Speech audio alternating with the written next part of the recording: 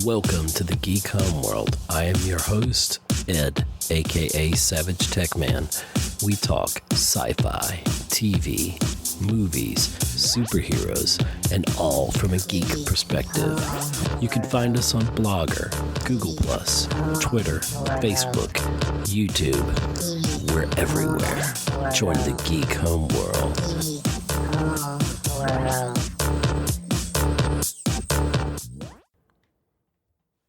Hello, everyone, and welcome to another episode of the Geek Homeworld podcast. I am your host, Ed Ciucevich, and joining me again, and gladly enough, for this very important episode is Scott Schreiber. Thank you, sir. Welcome back. Yeah, absolutely. Pleasure to be back. It's an exciting time here. The Oscar nominations have finally dropped.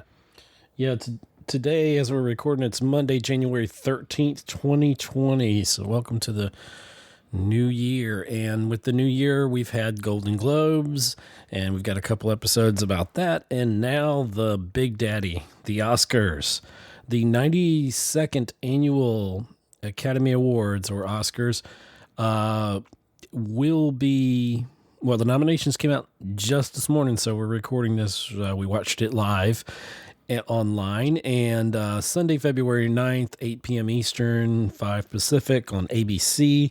You'll be able to watch the whole ceremony and see who the winners are.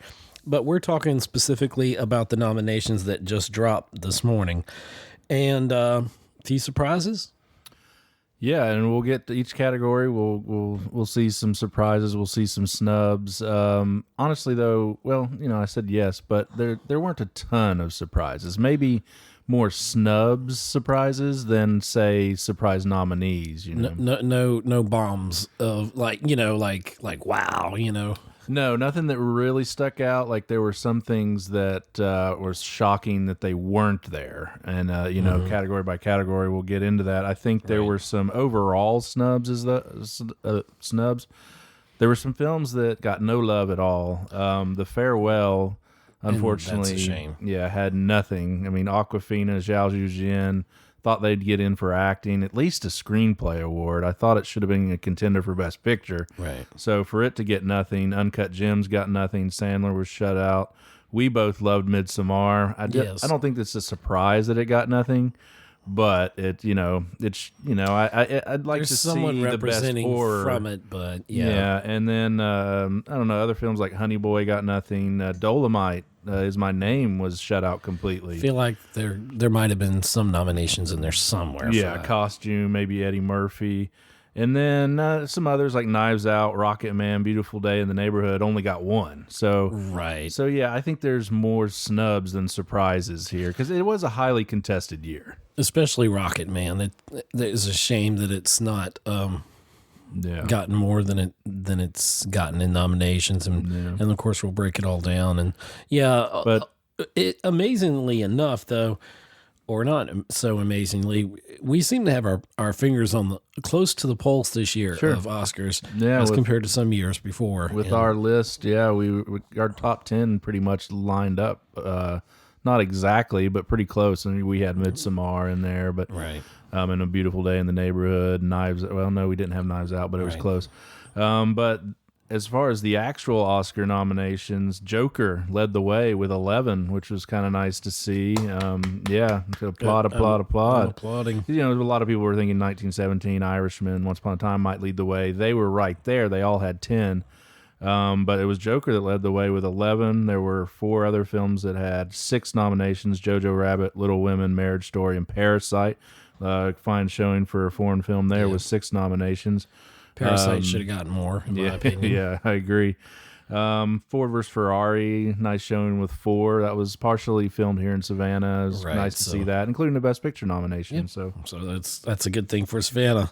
And good thing for speaking of Best Picture, the nominees for Best Picture were Ford vs. Ferrari, The Irishman, Jojo Rabbit, Joker, Little Women, Marriage Story, 1917, Once Upon a Time in Hollywood, and Parasite.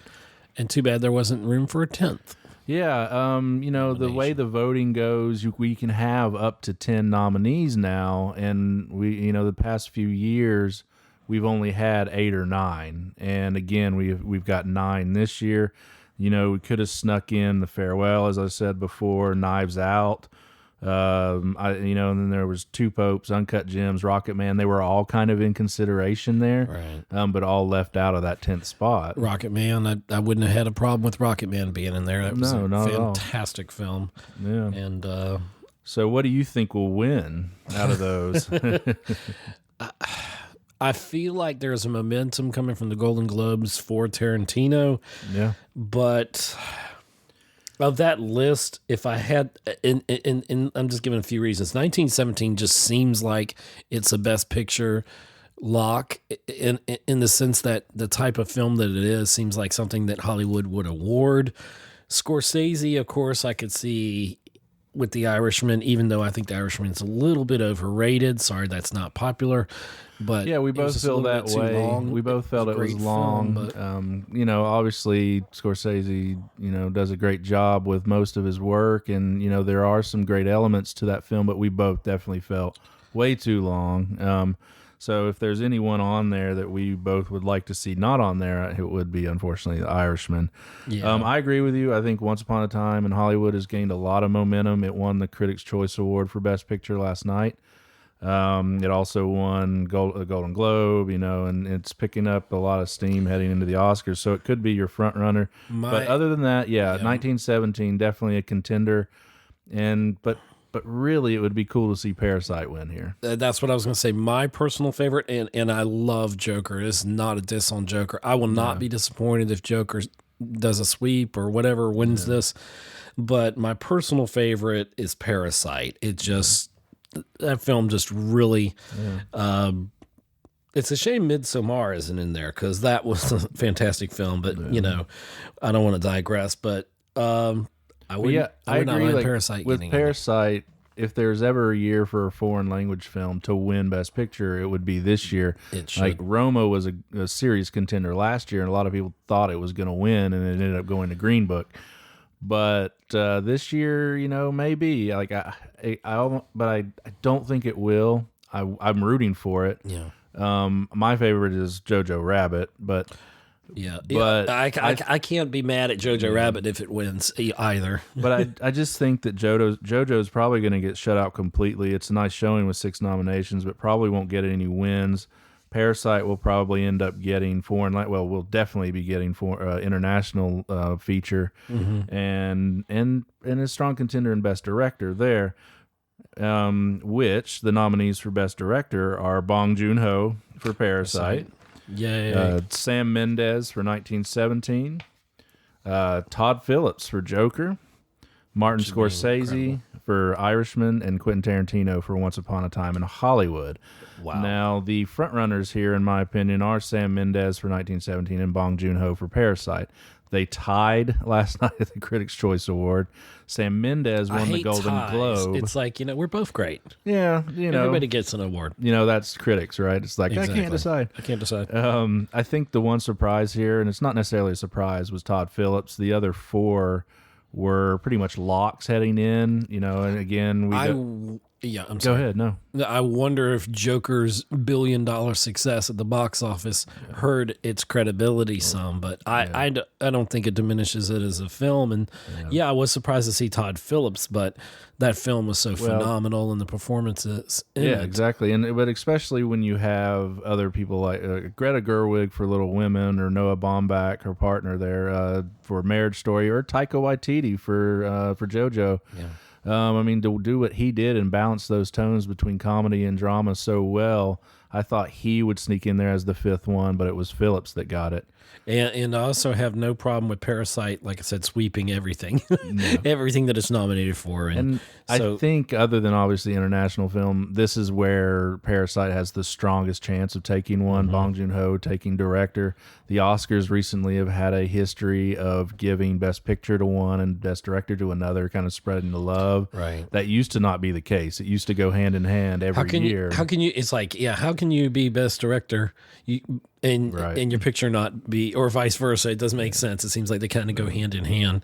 Yeah. But Let's see. Next on the list, we have actor in a leading role. What are the nominees there? They are Antonio Banderas for Pain and Glory, Leonardo DiCaprio, Once Upon a Time in Hollywood, Adam Driver, Marriage Story, Joaquin Phoenix, Joker, and Jonathan Pryce, The Two Popes.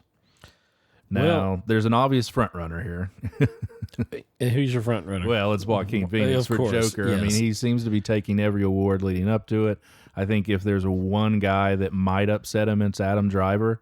But the other ones are just kind of also rans, in my opinion. The inclusion of Antonio Banderas for Pain and Glory was a bit of a surprise. Not too much if you've seen the Golden Globes and some of the other He's awards. been getting nominated at other things for this, so not won. And not entirely a surprise, but such a tough year, loaded year for this category. You got Robert De Niro that's shut out here.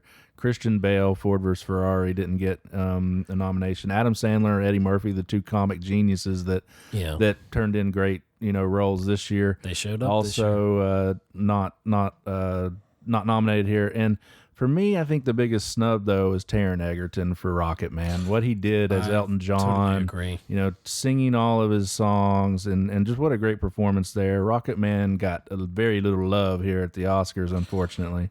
Surprisingly, I felt like it was another film that Hollywood would adopt, and everybody should see this Rocket Man film if they hadn't. It was phenomenal. Yeah, so Phoenix here, probably your front runner. He did take the Golden Globe. He took the Critics' Choice. He got a little better with his speech last night. He still kind of rambled. But, by Oscar night, he should have it down, I think, because I think the SAG Awards are coming up here soon. He'll probably take that one too. So, but I think it's hard to argue with Joaquin Phoenix here for Joker. Right. Our next category is actress in a leading role, and the nominees are? They are Cynthia Erivo for Harriet, Scarlett Johansson for Marriage Story, Saoirse Ronan for Little Women, Charlize Theron for Bombshell, and Renee Zellweger for Judy. Well, what a strong category. Your pick. Well, I think it's kind of looking like Zellweger again. Like she won the Golden Globe, won the Critics' Choice. She does disappear into Judy Garland. A pretty amazing performance. Right. I mean, my pick for the year would be Florence Pugh for Midsommar, but she's not here. There seems to be a bias against horror films. Lupita Nyong'o was also in a horror film this year and gave a performance that could have shown up here in this category for us. But Cynthia Erivo for Harriet, it's pretty powerful. Yes, she was definitely the best thing about that movie. She gave a very powerful performance there, very deserving here. I think she's the one, like the other four seemed like locks, so she kind of not snuck in, but she took that fifth spot. Other than Pugh, who I love, we do see her later on here, but I thought Awkwafina in The Farewell not getting nominated here is a shame. She did something outside of her comfort zone there. It's like kind of like Sandler did. Right. She's a great comic actress, and she did drama here. There's definitely tones of comedy in The Farewell, but her performance there was definitely a stretch. And it's a shame to see her not nominated. And again, The Farewell not nominated at all. So I don't know. An interesting point here with Scarlett. This is Scarlett Johansson. We'll see her again here in a second, which is making history, and we'll go over that when we talk about supporting actress. Okay. Next is actor in a supporting role. So supporting actor, we've got Tom Hanks, A Beautiful Day in the Neighborhood, Anthony Hopkins, The Two Popes, Al Pacino, The Irishman, Joe Pesci, The Irishman, and Brad Pitt, Once Upon a Time in Hollywood. Wow. Yeah, how about that list? how do you bet against any of those gentlemen? Tom Hanks totally became Mr. Rogers. He did, and it's kind of a shame here. It's the only nomination for A Beautiful Day in the Neighborhood. I thought Marielle Heller did a great job directing this film. So only one nomination for the film is surprising, but yes, Tom Hanks certainly disappeared into that character. And, all of these, except for Brad Pitt's, they all played real life people, which, Oscars true. love that. And, we want to say Brad Pitt, this is his year to get it for Once Upon a Time in Hollywood, a supporting. He was just a little bit better than Leo, in my point, of view in the film. I mean, they're both spectacular. Yeah, and they're not competing against each other. But he does look like he's got the momentum. Again, won the Golden Globe, won the Critics' Choice. Tell you, Al Pacino, every single frame he was in The Irishman, he had my attention. Yeah. And he played Jimmy Hoffa in Larger Than Life. And he was very good. He was Larger Than Life Pacino and loved it. Yeah. And Pesci, I liked Pesci a little better because I like a little more subtle performances, and he certainly was a more quiet, performance there. But I still think Brad Pitt is the best performance there. Creating Cliff Booth and as the stunt man to DiCaprio's actor. And you mean he's the fall guy in a way? Yeah, absolutely. He's Lee Majors. Yeah. I wonder who gets that reference. So he's never won an acting award, and I think he's certainly got the momentum. As I said, he's won a couple of the precursors, and people love him, and and people like me, and people like me, and you like me. You really like me. Is he going to have a Sally Field moment? Could be. So there were some snubs here. I thought Song Kang-ho, who played the father in Parasite, was fantastic. I was really hoping he would sneak in here instead of Hopkins. I think Hopkins was good in The Two Popes. I don't think his performance, compared to the other ones, it's probably my least favorite. Sorry, Anthony Hopkins. Yeah. And then, my gosh, he has a body of work that's incredible. Yeah. And then you also had Willem Dafoe for The Lighthouse, who turned in a great performance. And Lighthouse didn't get anything one. Major. It got one. Okay. And, we'll see that later on. And, kind of a dark horse I was kind of hoping for, but I knew it wasn't going to happen, was Shia LaBeouf for Honey Boy. But you can't really argue with these too much. Although Song Kang-ho, man, I would have loved to seen that for Parasite instead of Hopkins. I would be there with you on that. So the next category is actress in a supporting role, and the nominees are Kathy Bates, Richard Jewell, Laura Dern, Marriage Story, Scarlett Johansson, Jojo Rabbit, yay, Florence Pugh, Little Women, and Margot Robbie for Bombshell. And here's that piece of history here. Scarlett Johansson with 2 nominations in the same year. It's only happened 11 times before. The last time, I believe, was 12 years ago with Cate Blanchett. Jamie Foxx did it one year with Ray and Collateral. So, this is a rare feat, and she's much deserved. I actually have her as my number 1 supporting actress for Jojo Rabbit this year. Although I believe Laura Dern looks like your favorite here to win. And I did love the role that she played in Marriage Story. I hated her character, but that's it was a testament to her performance. Yeah, but she did it well. Kathy Bates was so wonderful in Richard Jewell. Yeah, it's and it's good to see some love for that film, especially her performance. And the gentleman, of course, didn't get a nod. The lead in that. Yeah, Paul Walter Hauser, who was great as Richard Jewell. And Scarlett Johansson, is good to see her get to that next level. She had Marriage Story was fantastic and riveting, and then Jojo Rabbit, she was spectacular in that too. She's the heart of Jojo Rabbit. Exactly. And to see her get out of the superhero genre, she's had some bombs in her career. Yeah, before her one last ride here coming up soon in Black Widow. Yeah, or well, we assume one last ride. Florence before passing the torch to Florence Pugh. Yeah. And Florence Pugh and Little Women, that should get an ensemble award or something. I mean, everybody was it was like wall-to-wall talent there. Mm-hmm. I wonder, with the politicalness of awards, does Margot Robbie have a better shot with Bombshell? I wonder if we get into political. She was great in it, but all signs do point to Laura Dern here. Right. I think the biggest, there are 2 snubs I had, which I don't actually agree with J-Lo being nominated, but I thought I think a lot of people expected to see her here. Yeah. I don't have her in my top 5. I don't even have her into my top 10. I think the performance is a little overrated, but a lot of people expected to see her here, but she was left out. Zhao Zhuzhen, who plays Nene, the grandma in Farewell, I really would have loved to seen her here. Yeah. But you can't argue with this list. It's 5 solid performances, but all in all, I think Laura Dern's got all the momentum. She's part of a Hollywood family, and she's never won before, so I think this is probably her year. Next, we have original screenplay, and the nominees are Knives Out, Marriage Story, 1917, Once Upon a Time in Hollywood, and Parasite.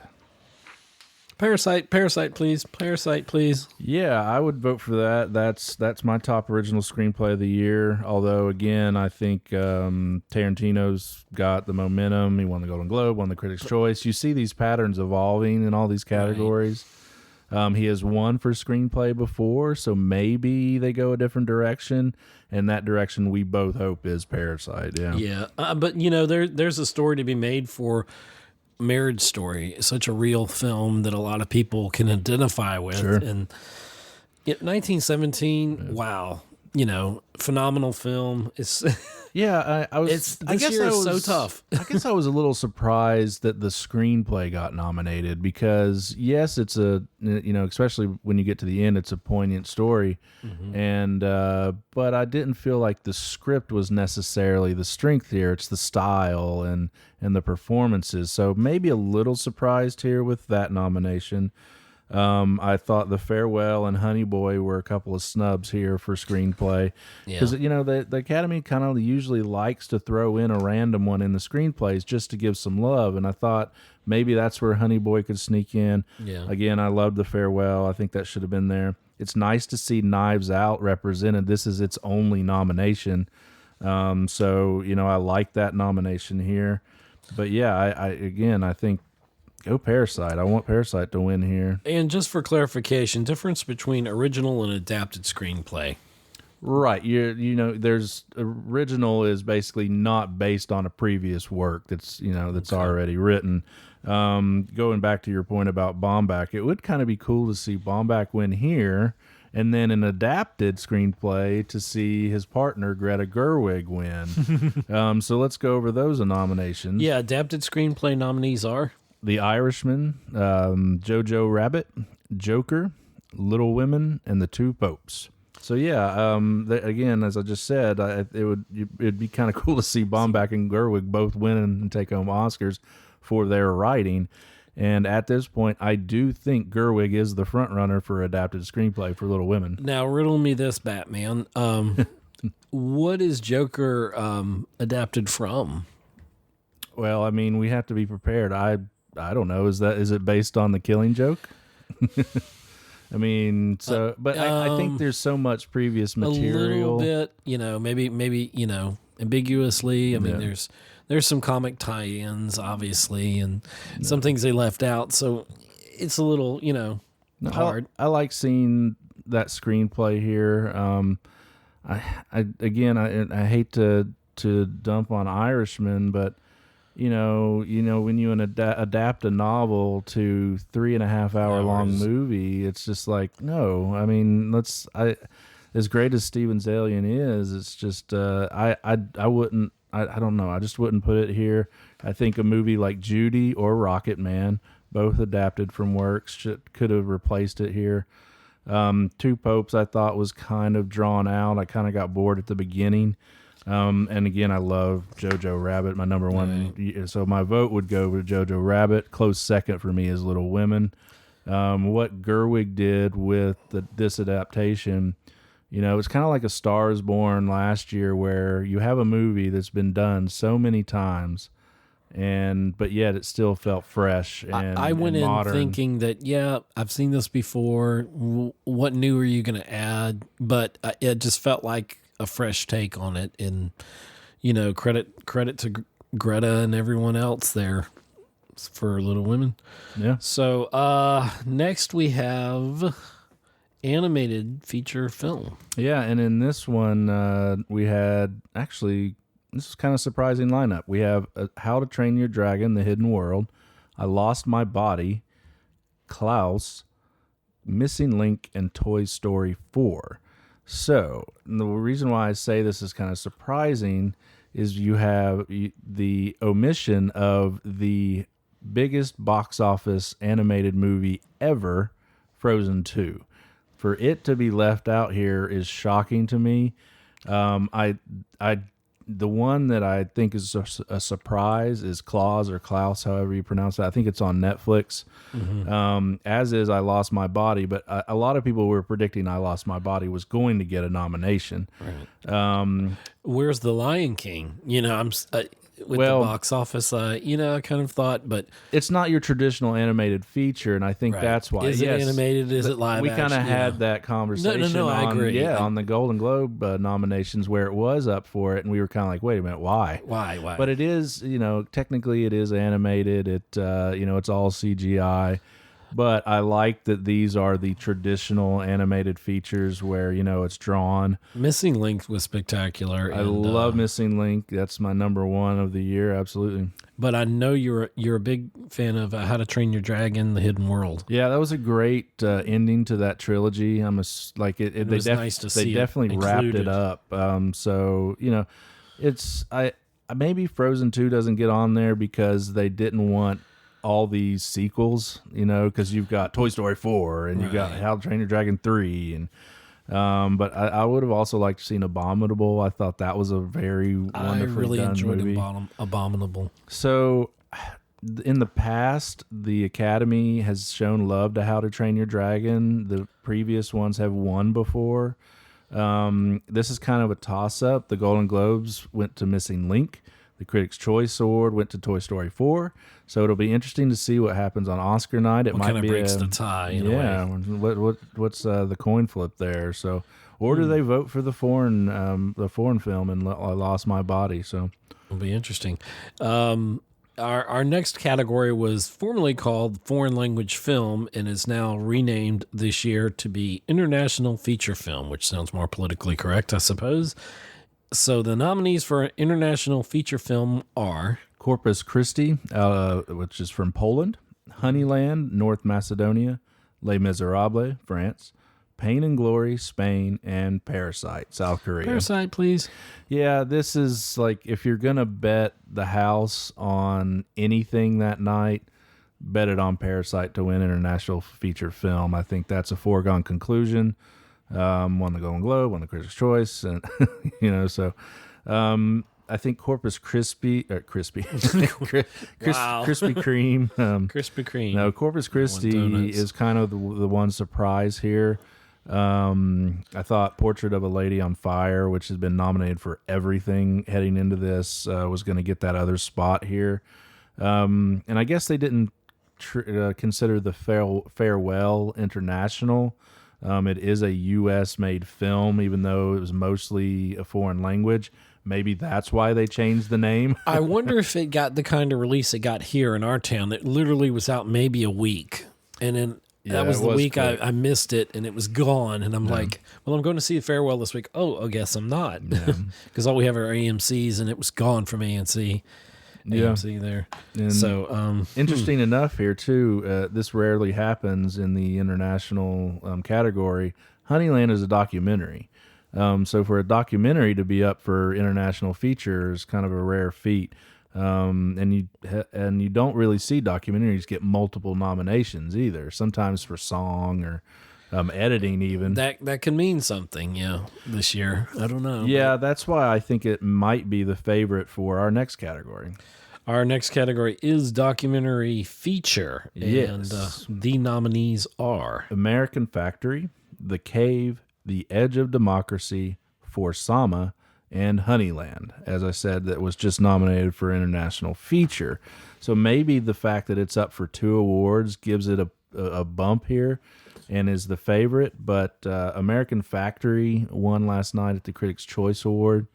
So that may also be a front runner, but it's hard to tell sometimes with documentary feature, how the people are going to vote. Is it political? You know what I'm saying? Or is it, and a documentary is meant to, make you think, make you expand your horizons on a specific point or whatever. Be informative. Yeah. And so Honeyland getting both of those nominations, maybe Honeyland fits better in the documentary. Maybe it gets both. I don't know.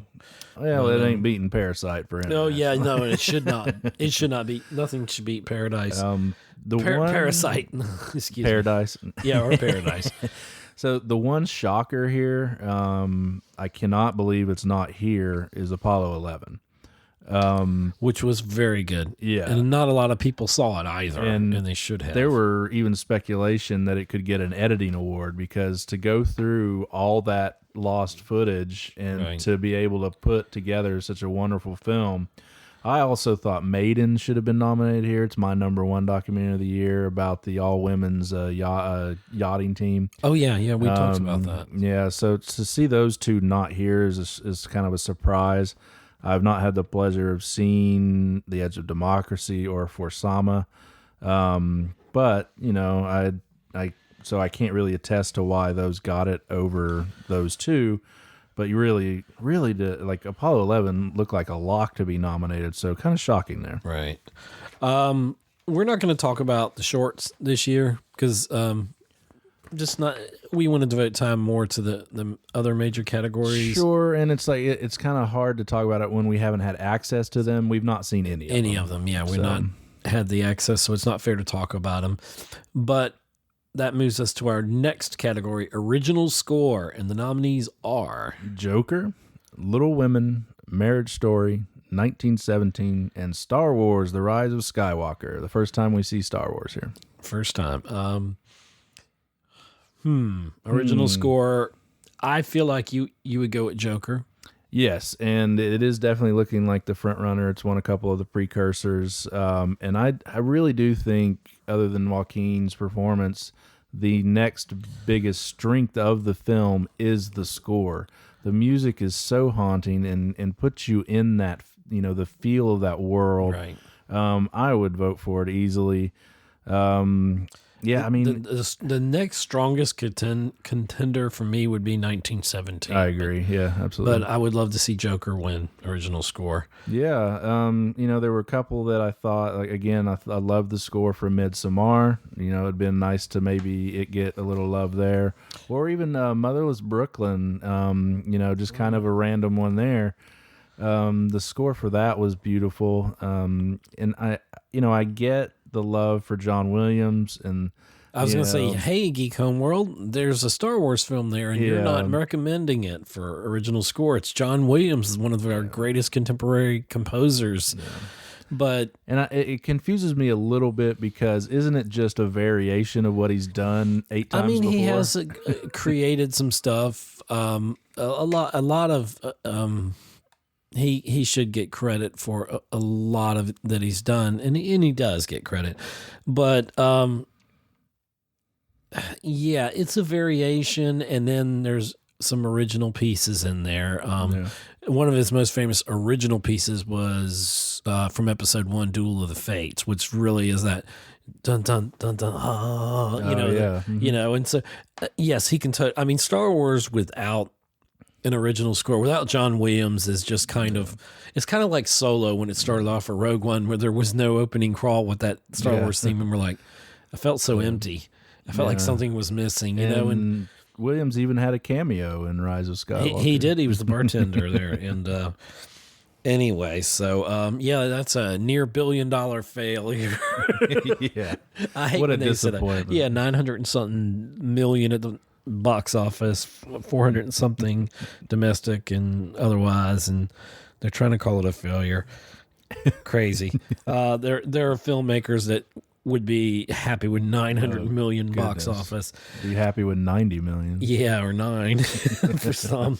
But anyway, I'm hoping that original score goes to Joker. Yeah, absolutely. Our next category is original song, and the nominees are I'm Standing With You from Breakthrough, Into the Unknown from Frozen 2, Stand Up from Harriet, I'm Gonna Love Me Again from Rocket Man, and I Can't Let You Throw Yourself Away from Toy Story 4.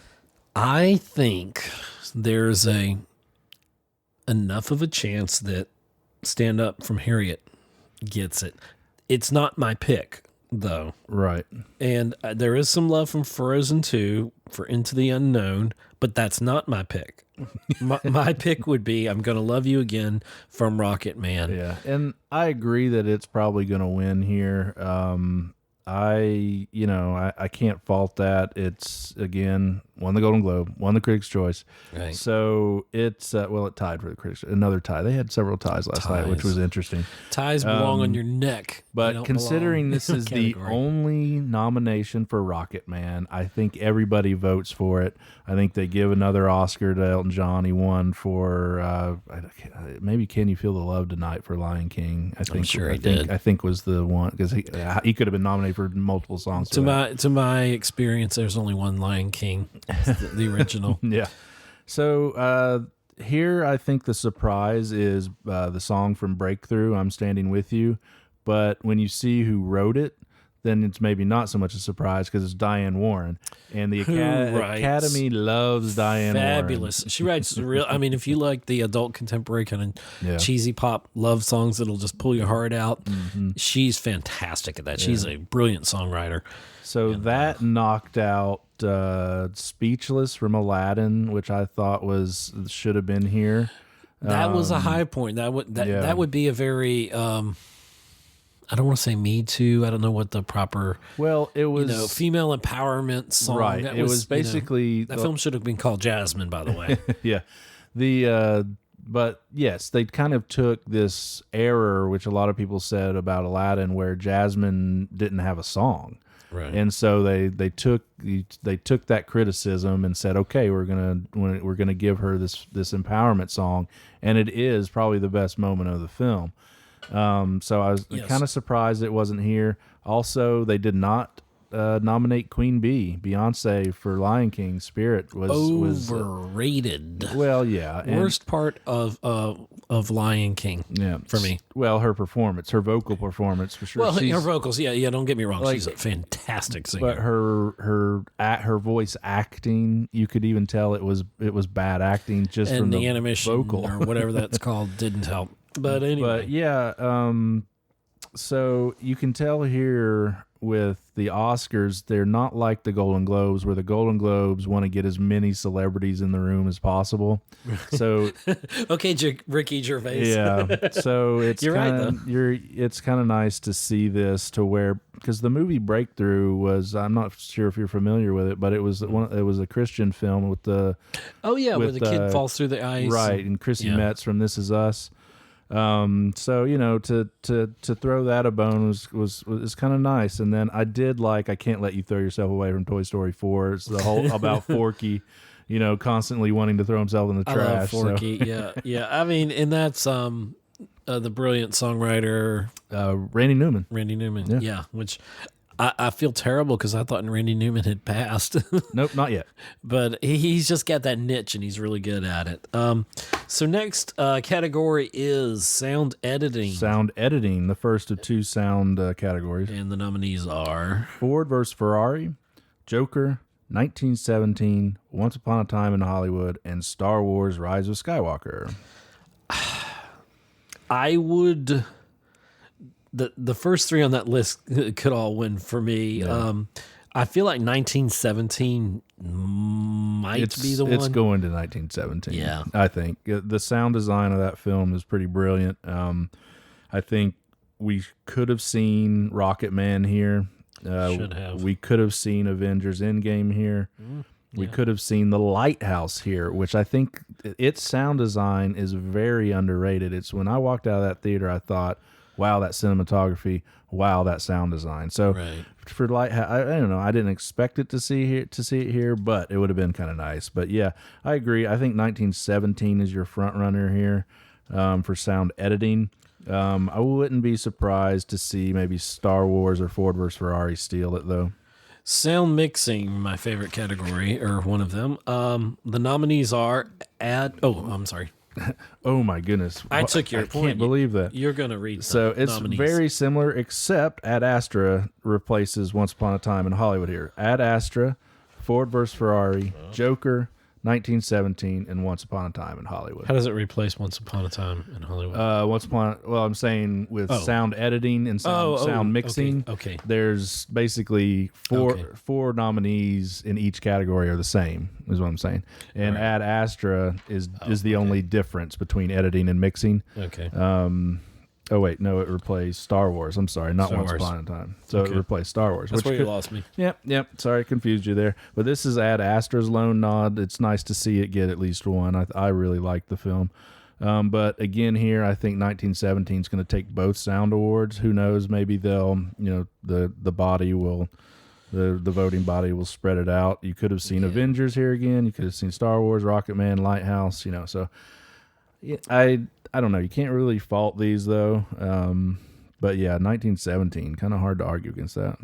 Our next category is production design, and the nominees are The Irishman, Jojo Rabbit, 1917, Once Upon a Time in Hollywood, and Parasite.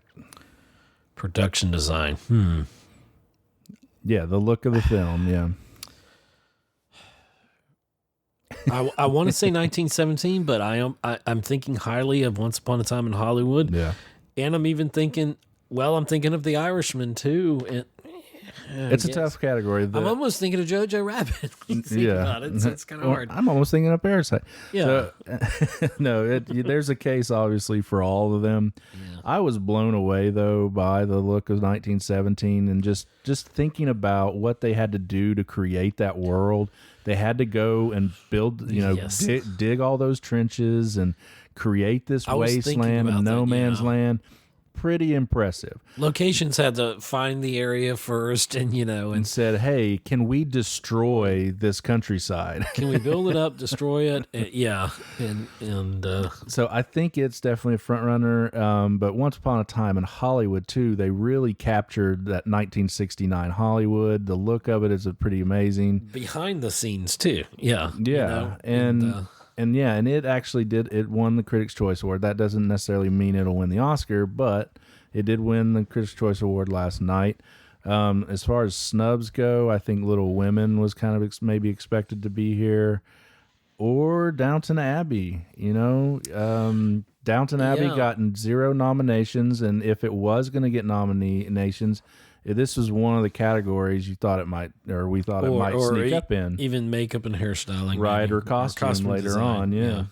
But no Downton Abbey. No love. Mr. Carson would not be happy. Well, they polished that silverware for nothing. If it was released on TV, maybe it would be up for Emmys, but it just kind of felt like a TV episode instead of a film. It helped that you knew that you watched the series on PBS, and it was a fun movie.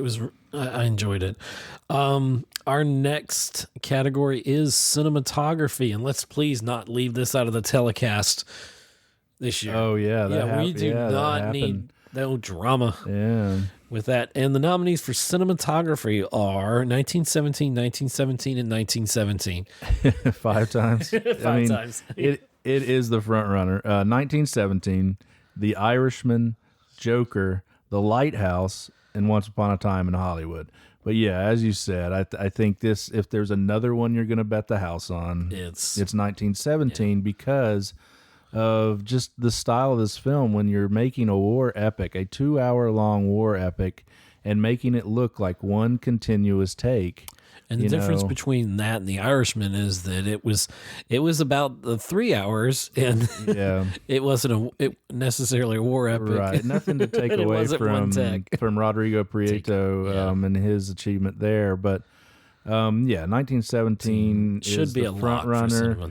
Robert Richardson, another legend here. Well, first of all, I'll say this is Roger Deakins, 1917. Roger Deakins, if you don't know his name, he should be a household name like Meryl Streep. He is the greatest living cinematographer there is. He finally won his first Oscar for Blade Runner 2049 a few years ago. Well deserved. And I think that was his 14th nomination, so Something he like that, finally won one, and now he's going to have two after this. He should. And then Robert Richardson's another legend. He was the cinematographer on Once Upon a Time in Hollywood. But I love seeing Lighthouse here. It's its only nomination, but it's black and white cinematography that always is intriguing, in this day and age. So nice to see it get a nod here. Nice to see Joker get a nod here because the look of the film is really important. Very kind of dismal, and I mean, you feel the mood in the cinematography of it. But I say the one snub here, and we love the film, as we've said, is Parasite. Parasite. The look and feel of that film is gorgeous, and just to not see it here is disappointing. But hard to argue against these nominees. And speaking of nominees, our favorite, obviously, because we're devastatingly handsome both ourselves, is makeup and hairstyling. I saw that was a terrible, terrible You're segue. so good at segues. I don't know, not at all. Or at least writing them. Yeah, well, anyway. So the nominees for makeup and hairstyling are Bombshell. Oh, man. Joker. Oh, I stole from you. I'm sorry. You're reading those. Oh, yeah. Excuse me. I can't take direction well. Yeah, obviously. So we've got Bombshell, Joker, Judy, Maleficent, Mistress of Evil, and 1917. The surprise here is Maleficent, Mistress of Evil. But I could almost see a win for... Right. There's a lot going on there visually. Yeah, you're right. I think this is the surprise. It was obviously, when I was looking at the short list, it was there. But I really thought that Irishman, for making, would have shown up here, or Rocket Man for hair and makeup. Rocket Man could have been a. But here is another big place where Dolomite is my name. Where they could have thrown a bone to Dolomite. I don't. I'm a little surprised it's not here. I wonder if the Academy just did not take that film seriously. Maybe not, and they should have. I mean, It's a shame. It's a shame because if you're an up and coming filmmaker, that's another one of those films that you ought to see because they're struggling to get this film made, and Eddie Murphy and the crew, they do such a good job. And but the front runner, and again, I think another one to bet the house on. There's a handful here that are pretty much foregone conclusions. Bombshell's going to win this. What they did in making these actors look like the real life people. Charlize Theron looks exactly like Megyn Kelly. Yeah. They did a good job of making Nicole Kidman look like Gretchen Wilson, which maybe not as good as Megyn Kelly, and then Lithgow turns into Roger Ailes. There's one scene with Bill O'Reilly where I really had to take a close look and did they get Bill O'Reilly to do this? And no, they didn't.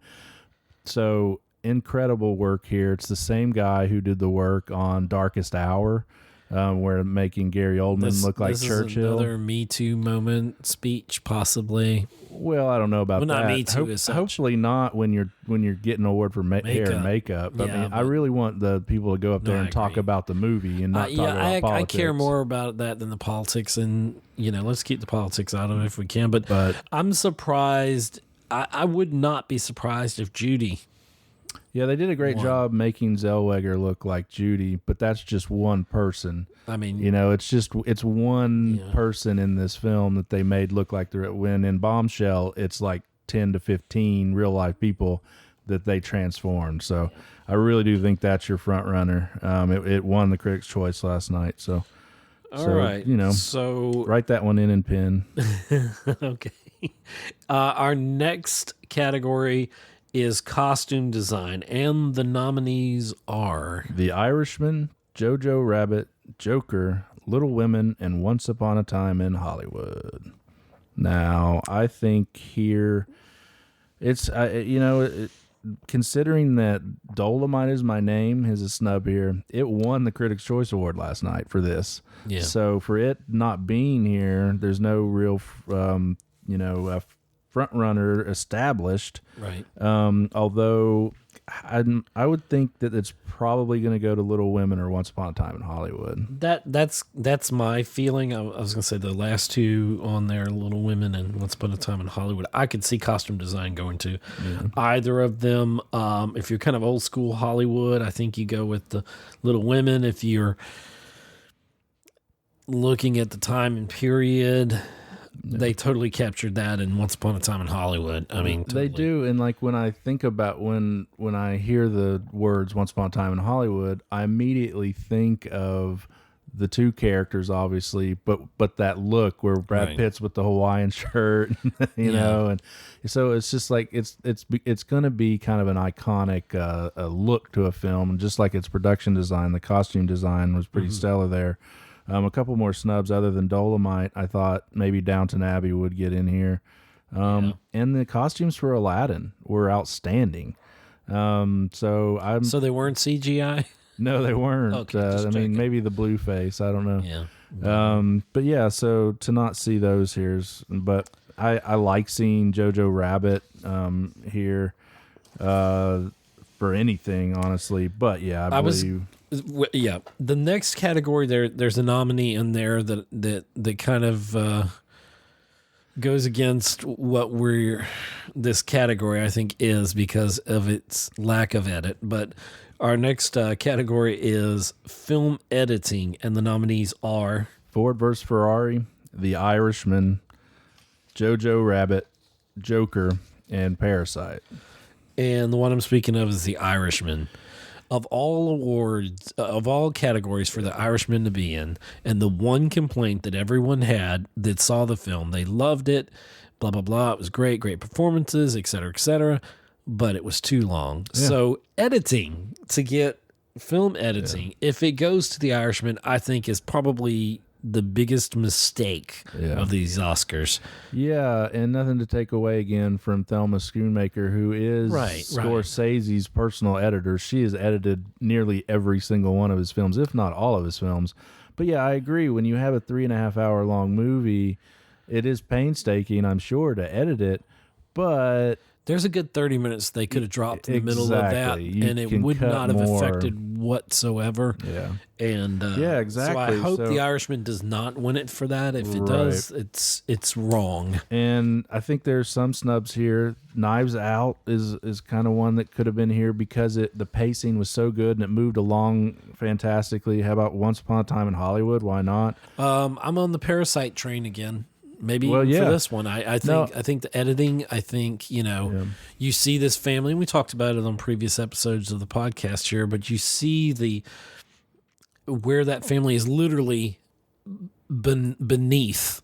I mean, literally beneath the streets. They're living, and water flowing into where they live, and then they're moving. They're going up. I mean, there's these visual cues that way. And again, with film editing, we're talking about pacing, and that movie moved along so well. Like pace. You're just like you're on this journey quickly, and you just keep going, and it's like you're interested the whole time. And every time it goes to something new, you're like, wow. There's a wow factor to it. Yeah, they're definitely... You're like, I didn't even know that. When they get to the underground scene, you're like, wow. And okay, didn't even think that was part of the film. Right, yeah. Totally had me there. And if it doesn't go to Parasite, I could really see it go to Ford vs. Ferrari.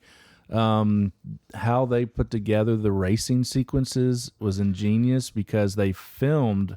Like the last part at the Grand Prix, I can't remember exactly where it was, but they filmed it at 4 different locations, and then they had to splice this together to make it look seamless. Yeah, like to keep that continuity. So I really love seeing that editing nomination here, and it could win, but it could also be where the Academy does throw Parasite a bone, where it's not going to, probably won't win Best Picture and maybe should.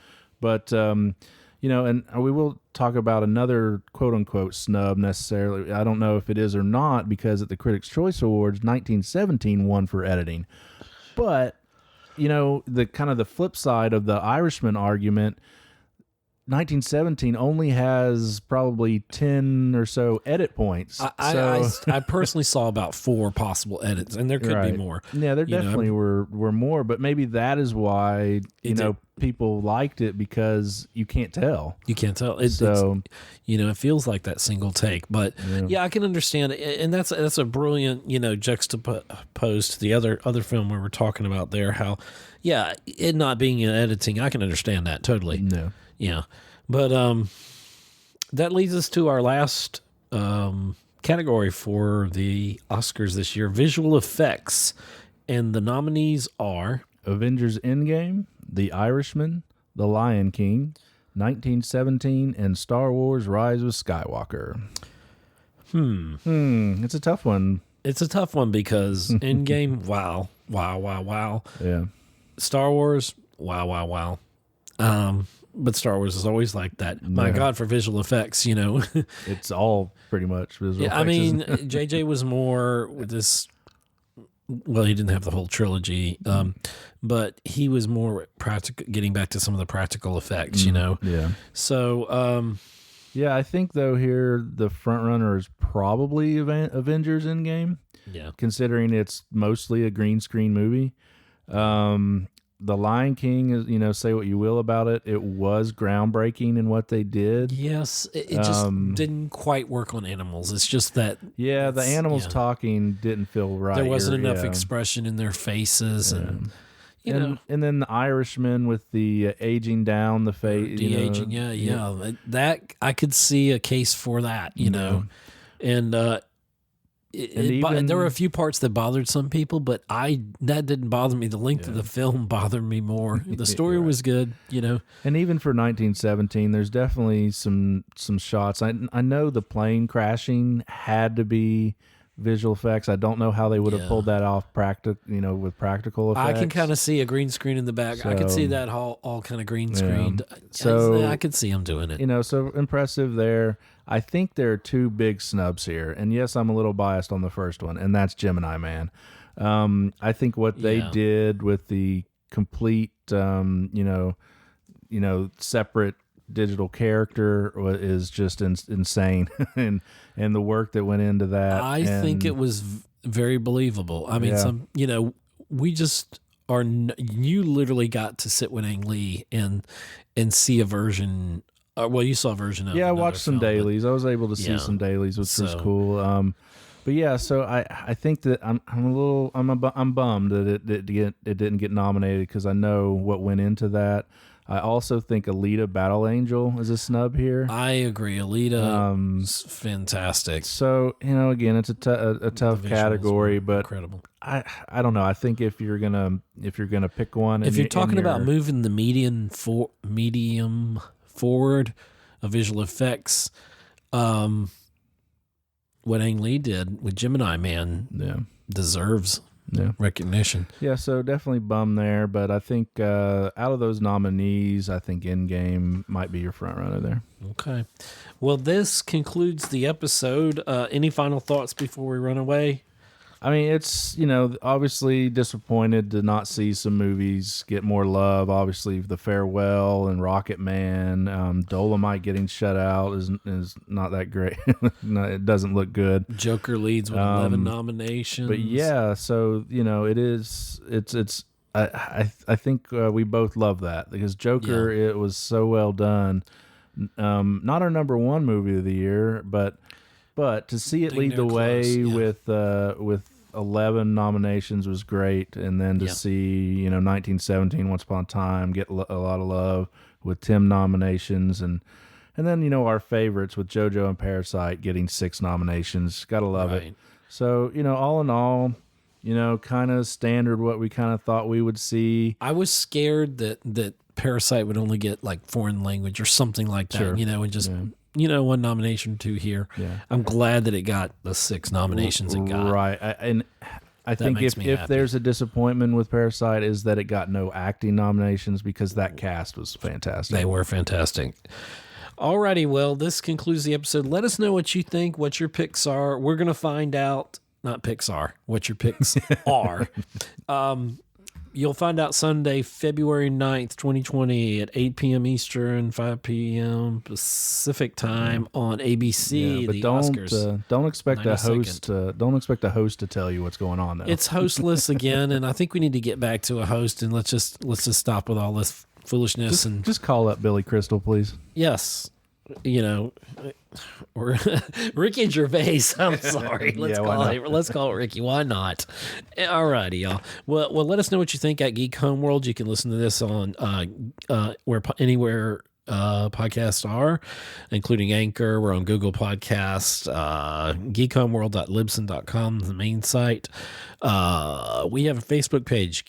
It's Geek Homeworld on Facebook. So go there like that and leave us some comments there and follow us on Twitter at Geek Homeworld. And I'm Ed Ciucevich, host of Geek Homeworld podcast, and I want to thank Scott Schreiber for helping me with this wonderful episode and all the ones that we've done lately. Absolutely. And my pleasure anytime. And I feel good that we were kind of close to the nominations this year. This is the closest we've probably been to being in line with, what the quality films were for this year. All righty, everyone. Well, thank you very much for listening, and we'll see you later. Bye. Thanks for listening to another episode of the Geek Homeworld with your host, Savage Tech Man. You can find us on Libsyn, Google+. Follow and interact with us on Twitter, like us on Facebook, listen to us on iTunes and leave a review, subscribe to us on YouTube, read our thoughts on Blogger. See you again on the Geek Homeworld.